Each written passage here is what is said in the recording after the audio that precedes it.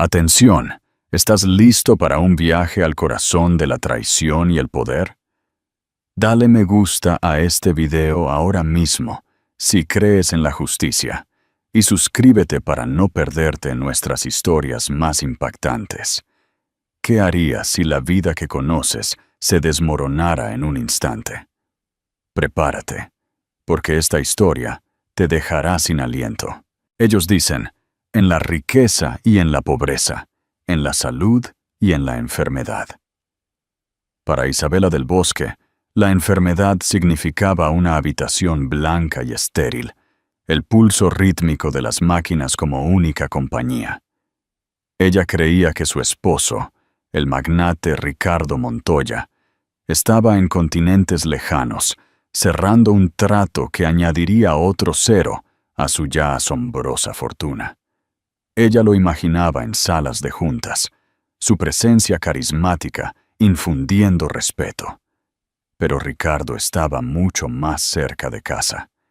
Y mientras Isabela luchaba por su vida, otra mujer vivía la suya en la casa de Isabela, durmiendo en su cama y reorganizando los recuerdos de toda una vida, completamente ajena a que la verdadera reina del castillo no solo estaba viva, sino que tenía la llave del reino de una manera que nadie podría imaginar. El olor a antiséptico se adhería a todo en la habitación 312 del Hospital Monte Sinaí de Madrid. Era un olor que Isabela había llegado a asociar con la supervivencia, un perfume estéril que enmascaraba el dulzor empalagoso de los lirios blancos que Ricardo enviaba cada 2 días. Siempre eran blancos, siempre perfectos, un contraste rotundo con el vibrante caos de la vida que había puesto en pausa. Durante 3 largos meses, esta habitación impoluta e inquietantemente tranquila había sido su mundo. Una forma rara y agresiva de neumonía la había emboscado, dejándola atada a una maraña de tubos y monitores. Su respiración, una victoria superficial y duramente ganada. Su esposo, Ricardo Montoya, era un hombre cuyo nombre era sinónimo de éxito. Un magnate inmobiliario que había esculpido el skyline de Madrid, era una figura de inmenso poder y carisma. Su fotografía, un apuesto retrato en blanco y negro de sus primeros años, se encontraba en su mesita de noche. En ella, sus ojos, del color de un mar tormentoso, contenían una promesa de eternidad. Él la llamaba todos los días, su voz un suave barítono que viajaba por continentes, o eso pensaba ella. Estoy en Singapur, había dicho, finalizando el negocio de mi vida, un proyecto de hotel y residencias de miles de millones de euros, que será la joya de la corona de mi imperio. Te echo de menos, mi amor, murmuraba, su voz mezclada con una convincente mezcla de anhelo y arrepentimiento. Cada segundo es una eternidad. Pero esto es por nosotros, por nuestro futuro. Isabela cerraría los ojos y lo imaginaría en una elegante sala de juntas, con paredes de cristal, con vistas a la bahía de Marina, su impecable traje de diseño a medida, su presencia imponente. Ella lo imaginaría regresando a una suite solitaria en el Hotel Fullerton Bay, las luces de la ciudad parpadeando como una pálida imitación de las estrellas que solían observar desde el observatorio en su finca de La Moraleja. Nunca dudó de él. La suya era una historia de amor susurrada en los círculos de élite de Madrid. Ricardo, el multimillonario hecho a sí mismo, e Isabela, la brillante arquitecta que había sido su socia en todos los sentidos de la palabra. Se habían conocido en una gala benéfica, un torbellino de champán y conversaciones educadas.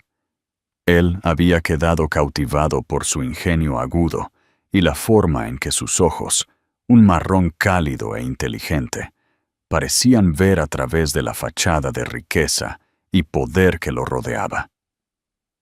Su vida juntos era un tapiz tejido con hilos de oro y plata.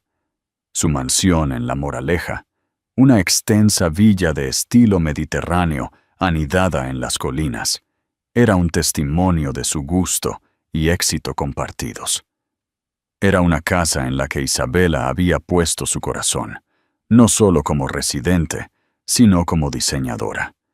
Había trabajado junto al renombrado arquitecto Javier Solís para crear un espacio que era a la vez opulento e íntimo, un santuario de las implacables exigencias de sus vidas públicas. La casa en la calle de la Encinas era más que una propiedad, era una entidad viva y que respiraba, cada habitación un capítulo de su historia. La gran biblioteca, con sus estanterías de suelo a techo, albergaba primeras ediciones de sus clásicos favoritos y su colección de mapas antiguos. El dormitorio principal, con sus vistas panorámicas de la ciudad, era donde habían soñado su futuro, sus susurros mezclándose con el zumbido distante de Madrid. Pero ahora, mientras Isabela yacía en su cama de hospital, el silencio de su jaula dorada era ensordecedor. Su recuperación era lenta, un proceso laborioso de reconstruir su fuerza, una respiración a la vez. Los médicos eran cautelosamente optimistas, pero el camino por delante era largo. Echaba de menos la sensación del mármol frío bajo sus pies, el aroma del jazmín que trepaba por las paredes de su jardín, el peso familiar del brazo de Ricardo alrededor de ella, mientras veían la puesta de sol pintar el cielo en tonos naranjas y morados. Ella no tenía idea de que, mientras luchaba por cada aliento, otra mujer respiraba el aire de su hogar, su aroma lenta e insidiosamente reemplazando el de Isabela. Su nombre era Valentina, un nombre tan vibrante y ardiente como la mujer misma. Era una actriz aspirante, una supernova de ambición y belleza que había captado la atención de Ricardo en un bar tenuemente iluminado en Malasaña. Para Valentina, Ricardo era una bendición. Era su boleto para salir de un apartamento pequeño en Lavapiés y entrar en un mundo que solo había visto en revistas. Él la había conquistado con un torbellino de cenas lujosas en Diver XO, viajes improvisados a La Rioja en su jet privado y regalos que la dejaban sin aliento.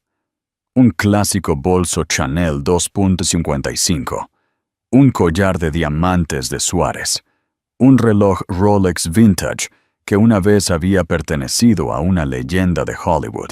Al principio, Ricardo había sido cuidadoso. Su aventura era un baile clandestino de momentos robados y encuentros secretos.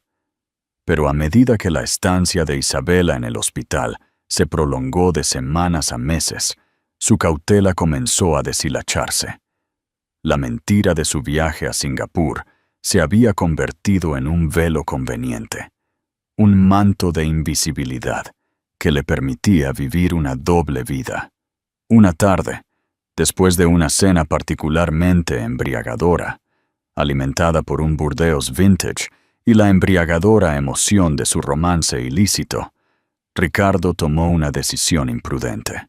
Valentina se había estado quejando de su apartamento, los vecinos ruidosos, la fontanería que parecía tener mente propia. «No puedo soportar la idea de que estés en ese lugar», había dicho Ricardo, su voz un suave y seductor murmullo. Tomó su mano, su pulgar trazando círculos en su palma. «Mi casa está vacía, simplemente allí, esperando. Después de todo, estoy en Singapur». Él sonrió, una sonrisa lenta y deliberada que le hizo acelerar el corazón. «¿Por qué no te quedas allí solo por un tiempo hasta que regrese?» Los ojos de Valentina se abrieron. La mansión de La Moraleja, la que solo había visto en las páginas brillantes de Architectural Digest, era una fantasía, un sueño que nunca se había atrevido a entretener. «¿Pero tu esposa?», balbuceó, un destello de aprensión en sus ojos esmeralda. Ricardo hizo un gesto con la mano, desdeñoso. Ella está de viaje, visitando a su hermana en la Costa del Sol, un viaje prolongado. La casa está vacía, lo prometo. Era una mentira, por supuesto, una nueva capa añadida a la ficción que había construido. Se lo había justificado a sí mismo, una solución temporal a un problema temporal. Isabela nunca tendría que saberlo. Y así, Valentina se mudó. Llegó a las imponentes puertas de la finca de la calle de la Encinas en un taxi, sus pocas pertenencias empacadas en 2 maletas de gran tamaño.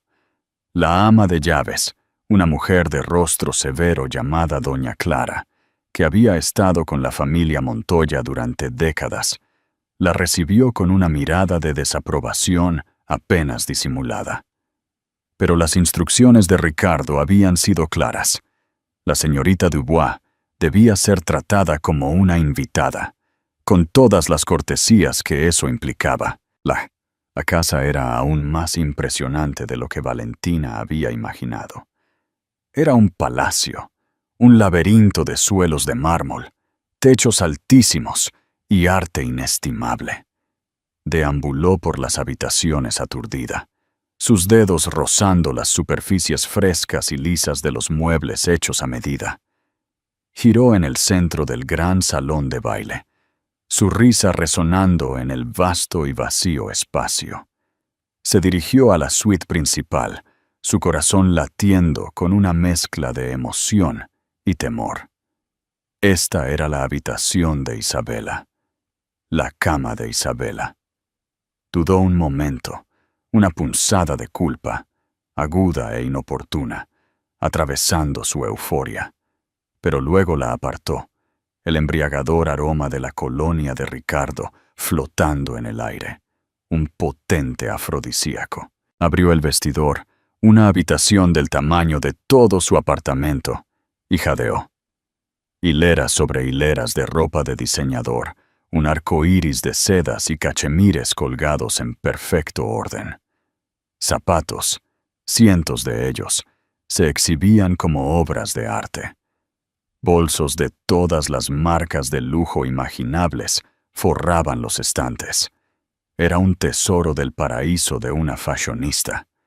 Y mientras Valentina se deslizaba en una de las batas de seda de Isabela, su tela fresca y sensual contra su piel, sintió una sensación de propiedad, una creencia emocionante y audaz de que este era su lugar. Ya no era la actriz en apuros de Lavapiés. Era la amante de una mansión de La Moraleja, la mujer de los sueños de un millonario. Ella no tenía idea de que la mujer cuya vida estaba habitando tan casualmente estaba a solo unos kilómetros de distancia, luchando por la suya.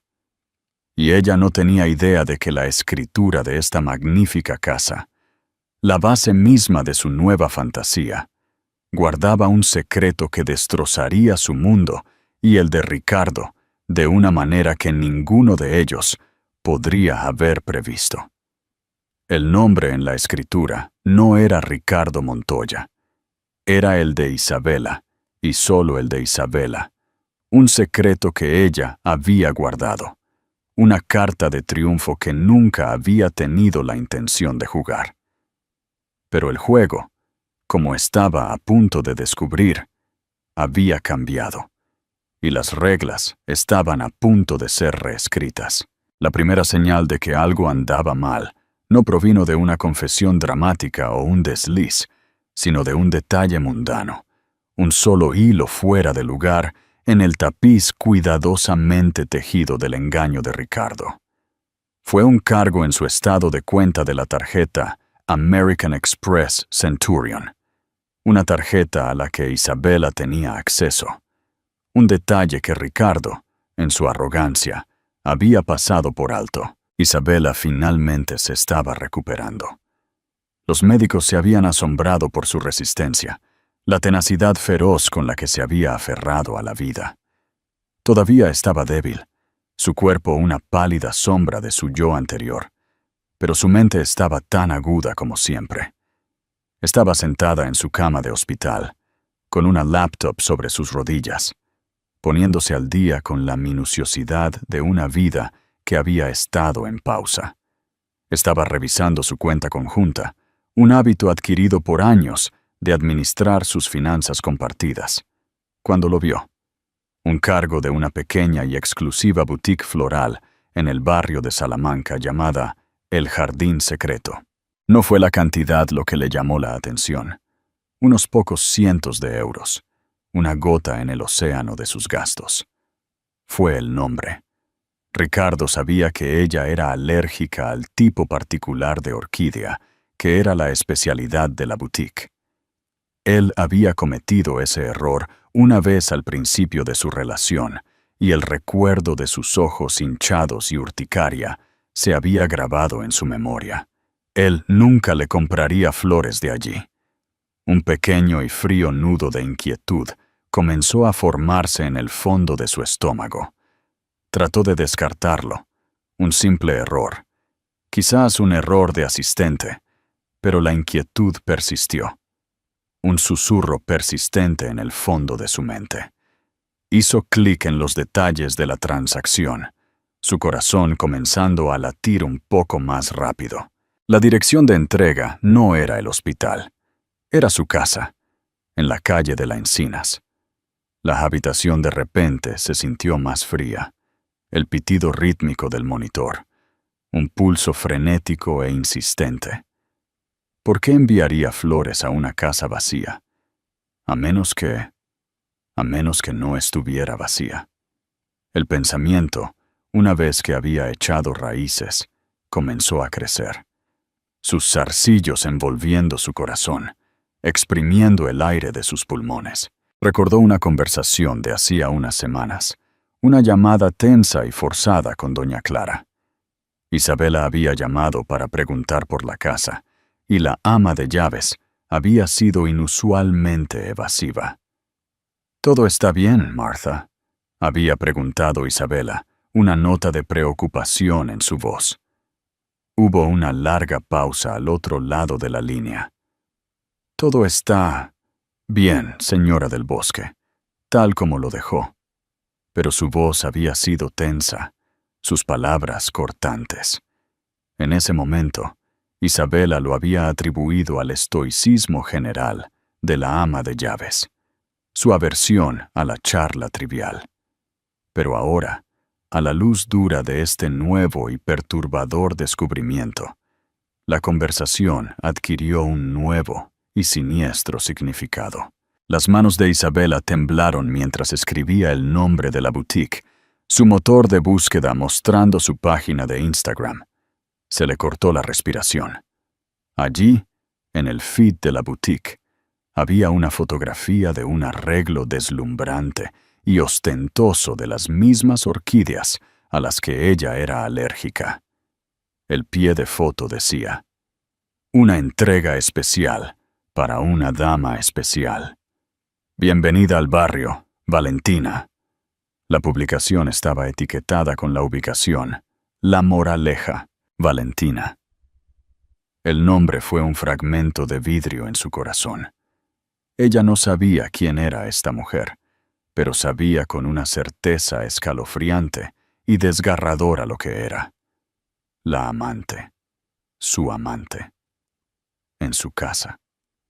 El mundo parecía inclinarse sobre su eje. Las paredes blancas y estériles de la habitación del hospital cerrándose sobre ella. La traición fue un golpe físico, un puñetazo en el estómago que la dejó sin aliento. La imagen de Ricardo, el hombre al que amaba, el hombre con el que había construido una vida, se hizo pedazos. El hombre que la había llamado todos los días, su voz densa con un fingido anhelo, le había estado mintiendo. Cada palabra una decepción, cuidadosamente elaborada. Su dolor fue una ola, una fuerza cruda y primitiva que amenazaba con consumirla. Pero entonces algo más salió a la superficie. algo más duro, más frío y mucho más peligroso. La ira, una furia de combustión lenta que solidificó los pedazos rotos de su corazón en un arma. Tenía que verlo por sí misma, tenía que saberlo. Esa tarde, contra las frenéticas protestas de sus médicos y enfermeras, Isabela del Bosque se dio de alta del hospital. Todavía estaba frágil, su cuerpo un campo de batalla de su reciente enfermedad, pero su determinación estaba forjada en acero. Llamó a su confidente más cercana, su abogada y amiga, una mujer astuta y sensata, llamada Elena Castro. «Necesito un favor, Elena», dijo Isabela, su voz baja y firme, sin traicionar la agitación que se desataba dentro de ella. «Y necesito que no hagas preguntas». 1 hora después, un discreto coche negro se detuvo en una entrada lateral del hospital. Isabela, vestida con un chándal Chanel simple pero elegante, con el rostro pálido pero los ojos brillando con una luz feroz e inquebrantable, se deslizó en el asiento trasero. El viaje a La Moraleja fue borroso. Las calles familiares, antes una fuente de consuelo y nostalgia, ahora parecían ajenas, teñidas con el sabor amargo de la traición. Al girar en la calle de la Encinas, su corazón golpeó contra sus costillas, un tamborileo frenético de pavor y anticipación. Le pidió a Elena que indicara al conductor que aparcara un poco más adelante en la calle, escondido de la vista por un matorral de bugambillas. Desde su posición ventajosa, podía ver el frente de su casa, su hermosa y extensa villa, bañada por la luz dorada del sol de la tarde. Y entonces la vio. Valentina estaba descansando junto a la piscina, una visión de juventud y perfección besada por el sol. Llevaba uno de los bikinis de Isabela, una vibrante creación de diseñador que Isabela había comprado para un viaje a Ibiza que nunca habían hecho. Se reía, con la cabeza hacia atrás, sus ojos esmeralda brillando. Y a su lado, en una tumbona, estaba Ricardo. Él no estaba en Singapur, estaba aquí, en su casa, con esta mujer. Él se inclinaba hacia ella, su expresión de adoración extasiada, la misma mirada que solía darle a Isabela. Extendió la mano y le metió un mechón de su ardiente cabello rojo detrás de la oreja, su toque persistente e íntimo. La escena fue un cuchillo en el corazón de Isabela, girando y girando, cada movimiento una nueva ola de agonía.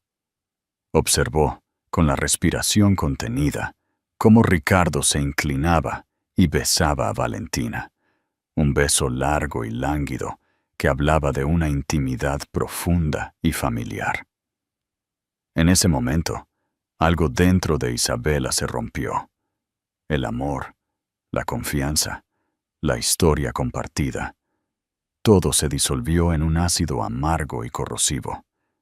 La mujer que había estado luchando por su vida en una cama de hospital se había ido. En su lugar, había una mujer que luchaba por algo completamente diferente. Justicia. Venganza. Se volvió hacia Elena, su rostro una máscara de furia fría y controlada. «La casa», dijo, su voz apenas un susurro. «La escritura. Sigue a mi nombre. Y solo a mi nombre». Elena, que había estado observando la escena con una mezcla de shock y desapego profesional, asintió. «Sí, Isabela, la casa es tuya. Era un activo premarital y nos aseguramos de que fuera inquebrantable. Ricardo no tiene ningún derecho legal sobre ella en absoluto». Una sonrisa lenta y escalofriante se extendió por el rostro de Isabela. Era una sonrisa que no llegaba a sus ojos, una sonrisa que prometía un ajuste de cuentas. «Bien», dijo.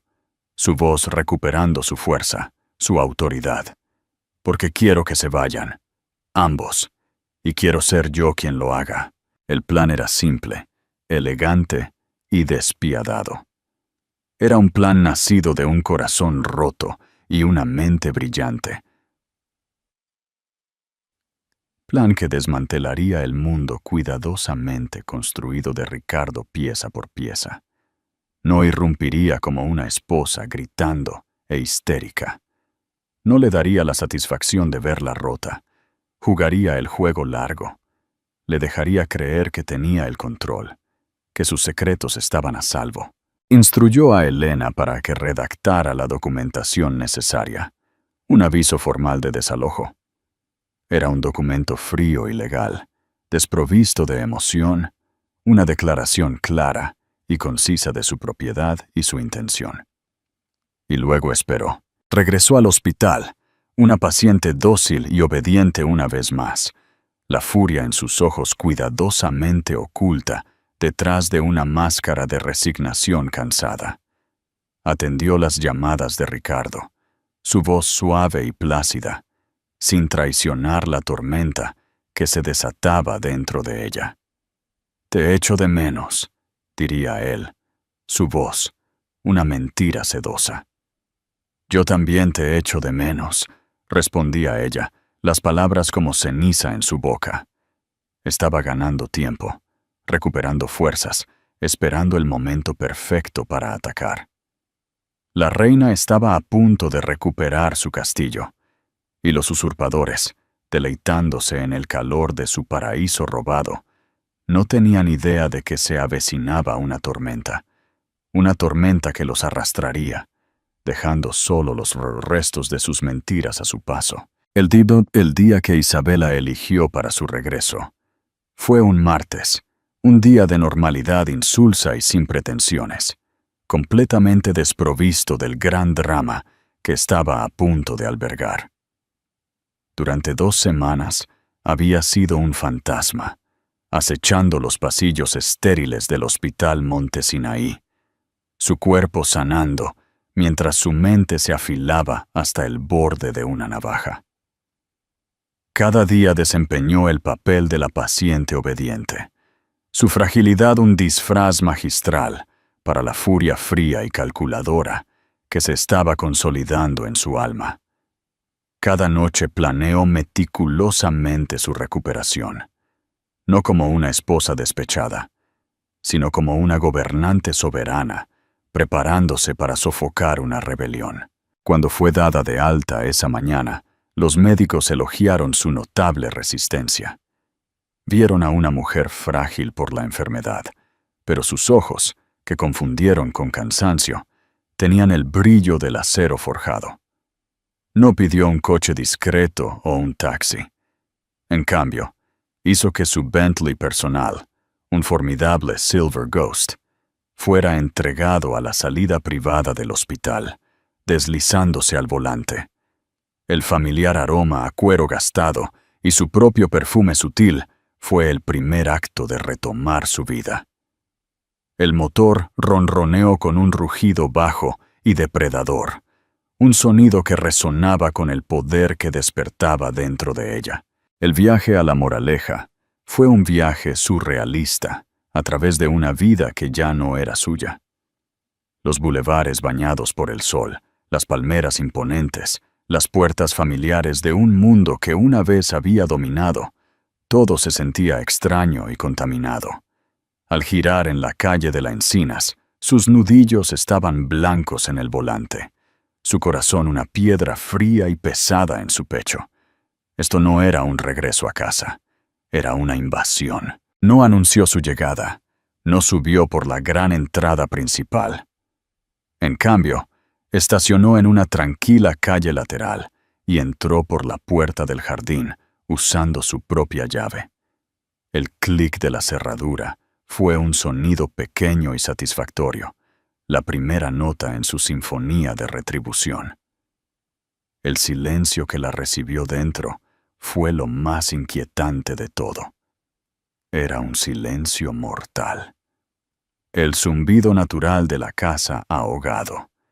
El aire, que debería haber llevado el aroma limpio y sutil de las velas de limón, albahaca y mandarina de Joe Malone, que ella prefería, estaba espeso con un perfume extraño, un floral empalagoso y excesivamente dulce, que parecía adherirse a las cortinas de terciopelo y filtrarse en los suelos de mármol.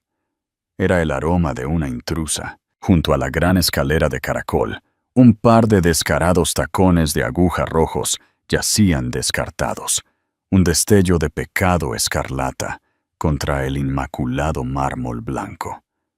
Eran baratos, llamativos y tan completamente fuera de lugar que bien podrían haber sido una bandera plantada por un ejército conquistador. Cada detalle era una herida fresca, otro giro del cuchillo que solo endureció su determinación. Siguió el débil sonido de la música, una canción pop insípida, su bajo retumbando suavemente desde la dirección de la biblioteca. Su biblioteca, su santuario. La habitación llena de primeras ediciones y el aroma a papel viejo y cuero, el único lugar en el mundo donde se había sentido verdaderamente en paz. La puerta estaba ligeramente entreabierta.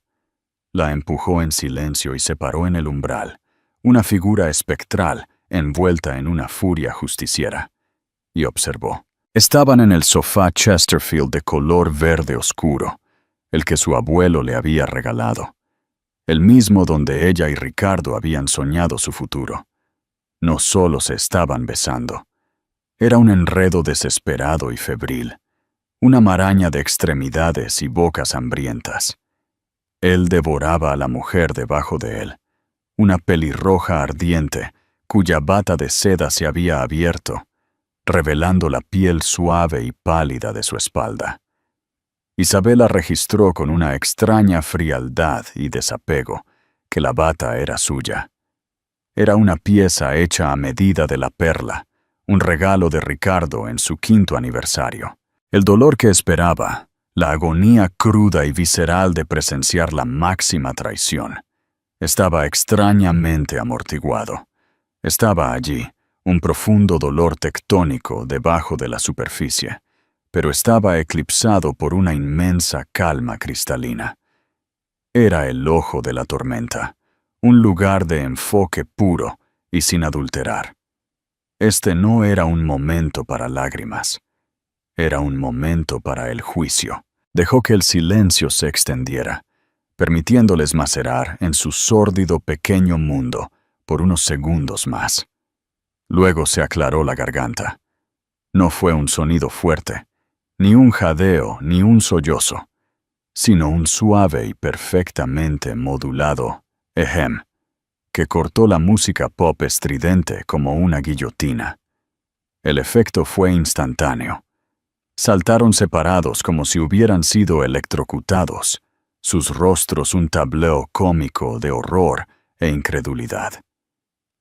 Valentina se apresuró a jalar la bata de seda a su alrededor, su rostro ruborizado de un rojo manchado y asustado. La cabeza de Ricardo giró, y cuando vio a Isabela de pie allí, todo el color se le escurrió de su atractivo rostro. Parecía como si hubiera visto una aparición, un espectro convocado de la tumba para perseguirlo. Isabela, respiró, su voz un jadeo ahogado y patético. Dios mío, ¿qué? ¿Qué haces aquí? Pensé, el hospital. ¿Pensaste que estaba en el hospital? Terminó Isabela por él, su voz tan fría y suave como el mármol del vestíbulo.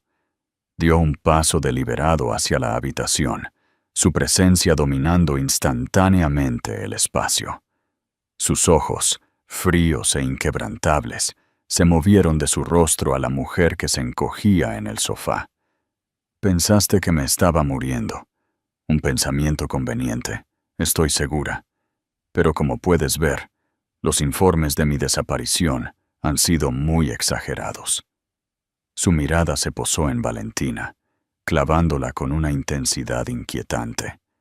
«¿Y tú?», dijo. su tono goteando con una dulzura venenosa y educada. Debe ser Valentina, la dama especial de la floristería. Es un placer ponerle cara a la hospitalidad, finalmente. Ricardo siempre ha sido tan considerado con hacer que sus invitados se sientan como en casa.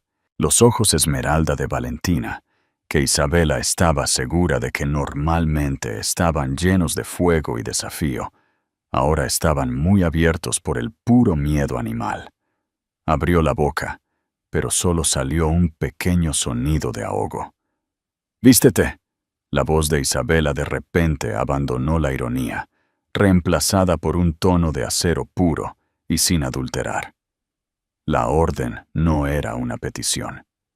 Ambos, ahora, Ricardo, finalmente sacudido de su estupor, comenzó a balbucear, su cerebro tratando de encontrar un asidero, una manera de volver a controlar esta narrativa. «Isabela, escúchame, por favor. Esto no es lo que parece. Déjame explicarte. Podemos hablar de esto». Una risa escapó de los labios de Isabela. Fue un sonido sorprendente en el pesado silencio.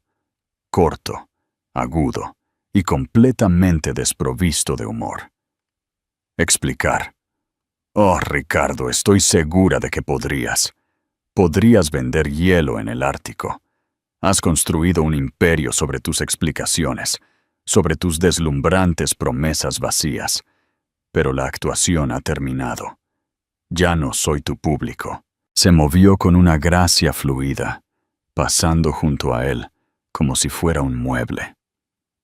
Se acercó al gran escritorio de caoba antiguo, su escritorio, el que había pertenecido a su padre. De su bolso Chanel, sacó un solo sobre blanco y nítido y lo colocó directamente en el centro de la madera pulida. El gesto fue teatral, deliberado, final. «Esto», anunció, su voz resonando con una frialdad legal definitiva, «es un aviso formal de desalojo. Les da a usted y a su invitada 24 horas para desalojar las instalaciones». Ricardo se quedó mirando el sobre, como si fuera una víbora enrollada. La palabra «desalojo» pareció cortocircuitar su cerebro. «Desalojo, Isabela. Sé razonable. Esta es mi casa». Las palabras eran un grito desesperado y reflejo de un hombre cuyo poder se le escapaba de los dedos como arena. «¿Lo es?» Isabela ladeó la cabeza, su expresión de fingida curiosidad. «Qué gracioso. Acabo de revisar la escritura esta mañana. Debe haber sido un descuido por tu parte, pero tu nombre no aparece en absoluto». La verdad de sus palabras lo golpeó como un golpe físico. Vio el reconocimiento, el horror naciente en sus ojos. El acuerdo prenupcial, la cláusula inquebrantable contra la que sus abogados habían luchado tan arduamente, la que Isabela había insistido con calma y obstinación, una reliquia de una época en la que ella simplemente estaba siendo prudente, sin imaginar que algún día la blandiría como un arma. «Isabela, no puedes hablar en serio», suplicó. Su voz quebrada, el poderoso CEO reemplazado por un hombre desesperado y acorralado. «Esta es nuestra casa, nuestra vida». «No, Ricardo», lo corrigió, su voz bajando a un susurro helado que era más aterrador que cualquier grito. Se acercó a él, obligándolo a mirarla a los ojos. «Esta es mi casa, y ya no eres bienvenido en ella». Volvió su atención por última vez a Valentina, quien había logrado ponerse unos vaqueros y una camiseta, luciendo pequeña y patética sin su armadura de seda prestada. «En cuanto a ti», dijo Isabela, sus ojos recorriendo a la mujer más joven con una mirada de desprecio. «Te sugiero que recojas tus pequeñas baratijas, los zapatos, los bolsos, cualquier adorno que él te haya comprado para comprar tu silencio y tu compañía, y que desaparezcas. Porque te aseguro que no querrás estar en esta casa, cuando el departamento del sheriff llegue mañana al mediodía para escoltar a cualquier intruso restante de mi propiedad. La amenaza, pronunciada con tanta calma y certeza, se cernió en el aire, densa y sofocante. El mundo de fantasía en el que había estado viviendo Valentina se hizo añicos. La mansión, la alta costura, el futuro que había imaginado, todo era un espejismo. Era una intrusa, una diversión temporal. Le lanzó una mirada desesperada y suplicante a Ricardo, pero él no pudo mirarla a los ojos. Era una estatua rota, su pedestal desmoronándose bajo él. Sin otra palabra, Isabela les dio la espalda a ambos. Salió de la biblioteca, su postura erguida, sus pasos medidos y seguros. No cerró la puerta de golpe. No miró hacia atrás. No necesitaba hacerlo. La reina había hecho su movimiento. Jaque mate. Las siguientes 24 horas dentro de la mansión fueron un infierno frenético y sofocante. Las opulentas habitaciones que habían sido el telón de fondo de su aventura ilícita ahora parecían una prisión dorada. Ricardo, en un estado de incredulidad y pánico, paseó por los suelos de mármol como un animal enjaulado. Hizo una ráfaga de llamadas. Primero a Isabela, que fue directamente a un buzón de voz sin emociones. Luego a sus abogados, un equipo de tiburones que habían negociado fusiones de miles de millones de euros para él. Su respuesta fue rápida y unánime. La escritura era inquebrantable. La casa era suya. Él no tenía recurso legal. Era, a los ojos de la ley, un invitado que se había quedado más tiempo de lo debido. La pasión entre él y Valentina se agrió en recriminaciones amargas y tóxicas. «¿Cómo pudiste no decírmelo?», le gritó Valentina, su rostro surcado de lágrimas y rímel corrido. «Me dejaste creer que esta era nuestra vida». «Nunca dije que fuera nuestra vida», respondió él, su voz ronca por la desesperación y el autodesprecio. «Dije que podías quedarte aquí. Era temporal. ¿De verdad pensaste que dejaría a mi esposa por ti?». Las crueles palabras, pronunciadas en un momento de puro pánico, quedaron entre ellos, feas e irrevocables. Valentina comenzó a empacar, un torbellino frenético y lloroso de actividad. Tiró la ropa en una maleta, sus manos temblorosas al darse cuenta de que la gran mayoría del guardarropa del armario no era suyo. Los bolsos Chanel, las bufandas Hermès, el reloj Cartier en su muñeca, eran atrezzo en una obra de teatro, y la obra había terminado. Pertenecían al papel, no a ella. Al día siguiente, exactamente al mediodía, un coche de policía en blanco y negro del departamento del sheriff de la Comunidad de Madrid se detuvo silenciosamente a través de las puertas principales y subió por el camino de entrada. Isabela estaba en su Bentley, aparcada al otro lado de la calle, observando desde detrás de los cristales tintados. Su rostro era una máscara impasible, sus ojos ocultos detrás de unas oscuras gafas de sol Dior. Observó cómo Ricardo y Valentina salían por la puerta principal, parpadeando bajo el duro sol del mediodía. Se veían agotados y derrotados.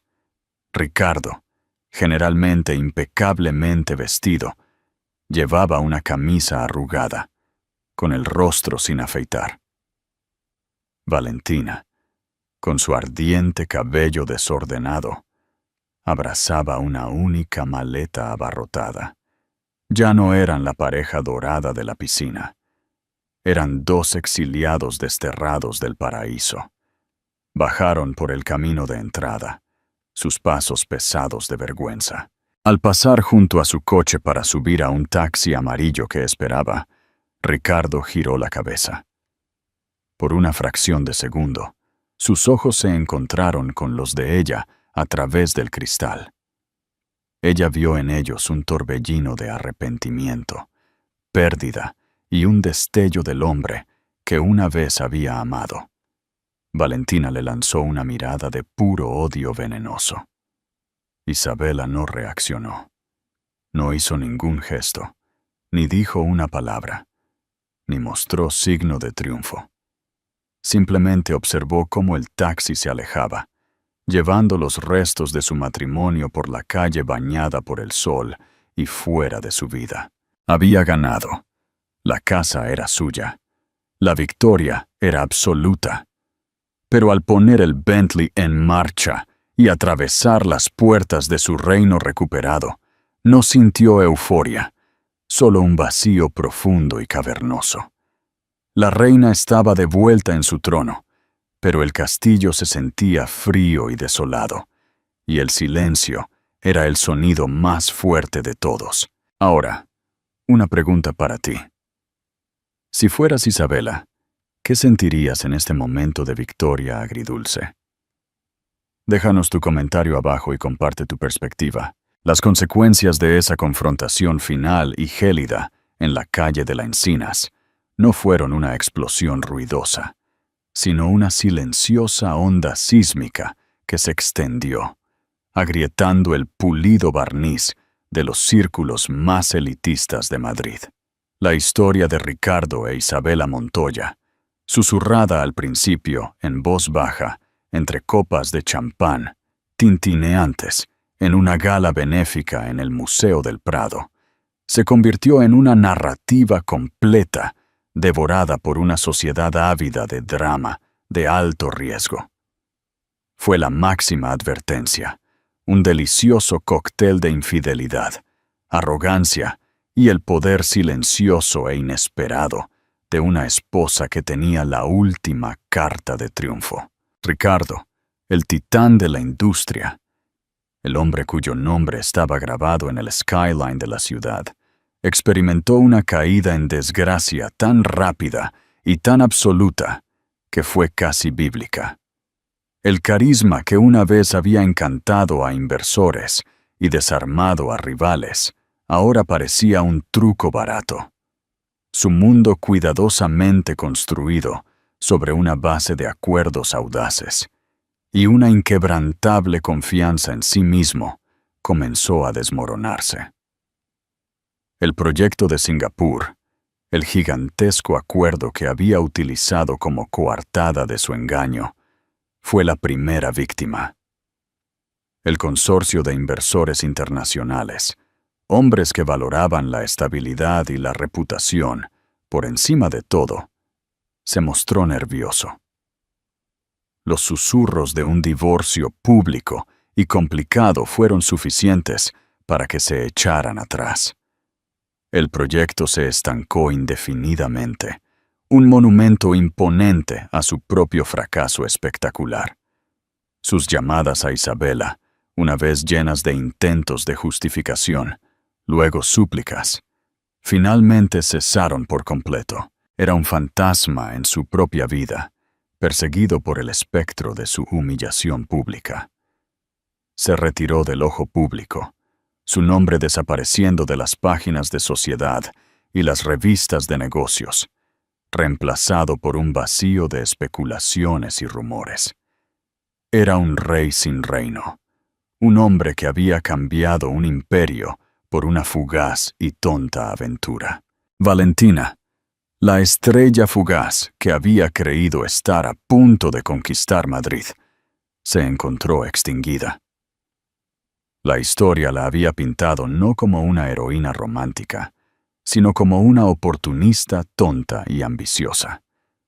Los productores que una vez habían elogiado su calidad de estrella ya no le devolvían las llamadas. Los papeles que le ofrecían ya no eran las complejas protagonistas que había soñado, sino papeles de reparto, caricaturas de la otra mujer. El sueño de la moraleja se disolvió bajo el duro e implacable sol del Valle de San Fernando. Se mudó a un complejo de apartamentos anodino en el barrio de Tetuán. La ropa vibrante y cara que había dejado en el armario de Isabela, un recordatorio amargo constante de la vida que tan brevemente, tan tontamente había creído suya. Los bolsos Chanel y los diamantes Harry Winston se habían ido, reemplazados por el aplastante peso de su propia ingenuidad. Había volado demasiado cerca del sol, y la caída le había quemado las alas. Mientras tanto, Isabela se convirtió en un enigma, una figura de tranquila fascinación. En una ciudad que a menudo celebraba la voz más fuerte en la habitación, su silencio era ensordecedor. Era la mujer que había sido profundamente agraviada, pero que se había negado a hacer de víctima. No había filtrado historias a la prensa. No se había enfrascado en una batalla pública y desordenada. Simplemente, tranquila y devastadoramente, había reclamado lo que era suyo. Su fuerza no residía en su ira, sino en su control. Era un icono moderno de la resiliencia, una mujer que había enfrentado la traición máxima y había emergido no con sed de venganza, sino con una inquebrantable sensación de su propio valor. Pero detrás de las imponentes puertas de la mansión de la calle de las Encinas, las ganancias del vencedor se sentían frías y huecas. La casa, su obra maestra, su santuario, ahora se sentía como una jaula dorada de recuerdos. Cada habitación era un escenario para una obra de fantasmas, escenas de un matrimonio que ahora era una mentira. El olor del perfume de Valentina, un jazmín empalagoso y dulce, parecía haberse filtrado en las propias paredes, una presencia fantasma que no podía eliminar. Contrató un equipo de limpieza profesional, un equipo de mujeres discretas y eficientes, que se movieron por la casa como cirujanas, extirpando cualquier rastro de la otra mujer. Empacaron la ropa llamativa y fuera de lugar, los cosméticos desconocidos, las novelas baratas dejadas en la mesita de noche. Ventilaron las habitaciones, pulieron los suelos hasta que brillaron, y reemplazaron la ropa de cama contaminada con sábanas limpias y crujientes. Sin embargo, la casa seguía encantada. Una tarde, Isabela entró en la gran biblioteca, el corazón del hogar, la habitación donde ella y Ricardo habían pasado incontables horas, sus vidas entrelazadas como los intrincados patrones de la alfombra persa. Pasó la mano por el cuero gastado de su sillón favorito y sintió una oleada de náuseas. La traición era una presencia física, una mancha invisible que ninguna cantidad de limpieza podía eliminar. La gota que colmó el vaso llegó un tranquilo domingo por la mañana. Entró en la suite principal, el sol de California entrando por los ventanales de suelo a techo, iluminando las motas de polvo que bailaban en el aire. Vio la cama, una vasta extensión de blanco, y la imagen de Ricardo y Valentina, sus cuerpos entrelazados, brilló en su mente con una claridad abrasadora y brutal. La habitación, una vez un refugio de intimidad y amor, ahora era una escena del crimen. En ese instante, una claridad profunda e inquebrantable la invadió. No podía sanar aquí. Quedarse sería vivir para siempre a la sombra de su propio dolor. Esa tarde hizo una llamada que cortaría el último vínculo con su antigua vida. Se puso en contacto con Luisa Vidal, una formidable agente inmobiliaria conocida por su discreción y su lista de compradores internacionales ultra ricos. «Luisa, soy Isabella del Bosque», dijo, su voz clara y firme. «Estoy lista para vender». Hubo un momento de silencio atónito al otro lado de la línea. «Isabela», respondió Luisa finalmente, su voz una mezcla de sorpresa y preocupación. «¿Estás segura?» «Nunca he estado más segura de nada en mi vida», dijo Isabela, y las palabras se sintieron como una liberación. La decisión fue un catalizador. Fue una declaración de independencia, una promesa de un nuevo comienzo. Comenzó el proceso de desmantelar su vida, de clasificar los artefactos acumulados de un matrimonio de 15 años. Fue una arqueología dolorosa y catártica. Desenterró viejos álbumes de fotos, las caras sonrientes de una versión más joven y esperanzada de sí misma, y de Ricardo mirándola fijamente. Allí estaban de luna de miel, en la costa amalfitana, sus rostros iluminados por el amor y la promesa. Allí estaban en la ceremonia de la primera piedra del primer rascacielos de Ricardo, su brazo orgullosamente alrededor de su hombro. Miró estas imágenes no con ira, sino con una profunda y dolorosa tristeza. Un luto por el amor que se había perdido, por el hombre que Ricardo había sido una vez. O al menos, el hombre que ella había creído que era. El divorcio fue un asunto tranquilo y clínico. Ricardo, un hombre despojado de su arrogancia, era un fantasma de su antiguo yo. No luchó. No impugnó sus términos. Firmó los papeles en la oficina de su abogado. Su mano temblaba ligeramente. Su firma una rendición final. Y patética. Isabela no pidió un solo céntimo de su vasta fortuna. Tenía su propio dinero, una herencia sustancial de sus padres, y la tranquila confianza de una mujer que siempre había conocido su propio valor. Todo lo que quería era la casa, el único activo que era inequívocamente suyo, y la libertad de marcharse. Con la mansión vendida a un multimillonario tecnológico solitario y los papeles de divorcio finalizados, Isabela se encontró en un precipicio. El mapa de su vida, una vez tan claramente definido, ahora era una página en blanco. Las posibilidades eran aterradoras y emocionantes a partes iguales. Tenía 42 años, sin hijos, y completamente, absolutamente libre. Durante semanas, vagó. Viajó, revisitando los lugares que tenían un significado para ella, no como esposa, sino como mujer sola. Caminó por las calles empedradas de París, pasó una semana tranquila en un ryokan en Kioto y encontró una belleza extraña y austera en los desiertos de Nuevo México.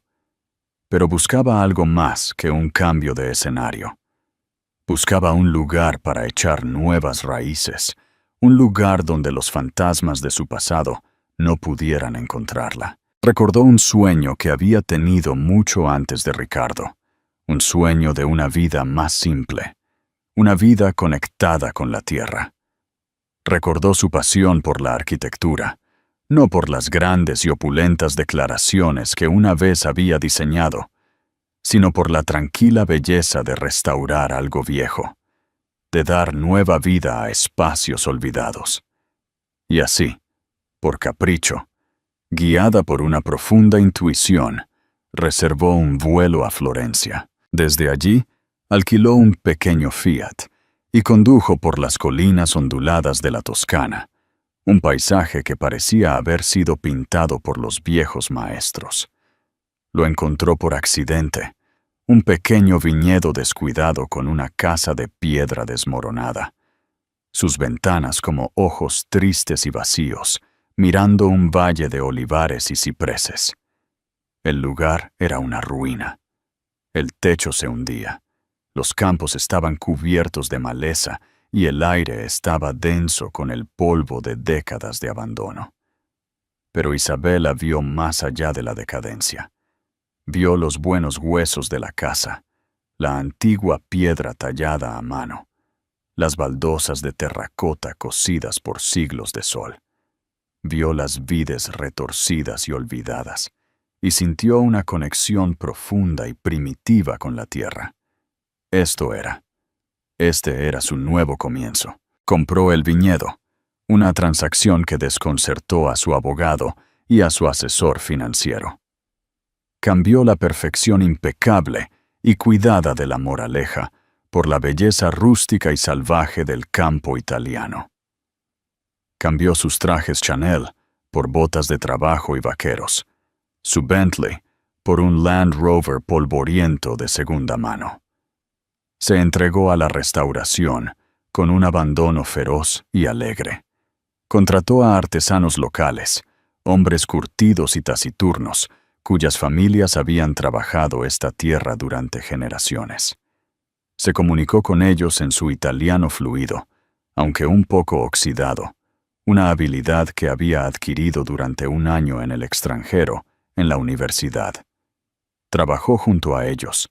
Sus manos, una vez suaves y cuidadas, ahora callosas y manchadas de pintura y yeso. No solo estaba reconstruyendo una casa, se estaba reconstruyendo a sí misma. Cada piedra restaurada, cada vid recién plantada, era un pedazo de su propio espíritu fracturado que se estaba reparando. Descubrió un nuevo ritmo en sus días, uno dictado no por los calendarios sociales y las reuniones de negocios, sino por la salida y la puesta del sol, el cambio de las estaciones. Encontró una alegría tranquila en las cosas simples, el sabor de un tomate calentado por el sol de su jardín, el aroma a lavanda después de una tormenta, la risa compartida con una botella de Chianti con sus nuevos vecinos. El pasado no fue olvidado. Las cicatrices permanecieron, un leve rastro plateado en su corazón, pero ya no eran una fuente de dolor. Eran un testimonio de su propia resiliencia, un mapa del viaje que la había traído hasta aquí. Una tarde, mientras el sol comenzaba a sumergirse bajo el horizonte, pintando el cielo toscano en ardientes tonos naranjas y morados, Isabela se sentó en la terraza de su casa de campo recién restaurada. Una copa de vino de la primera pequeña cosecha de sus propias uvas estaba sobre la mesa frente a ella. Miró las colinas ondulantes, las hileras ordenadas de vides, los antiguos olivos, sus hojas brillando como plata bajo la luz menguante. Pensó en la mujer que había sido hacía apenas un año.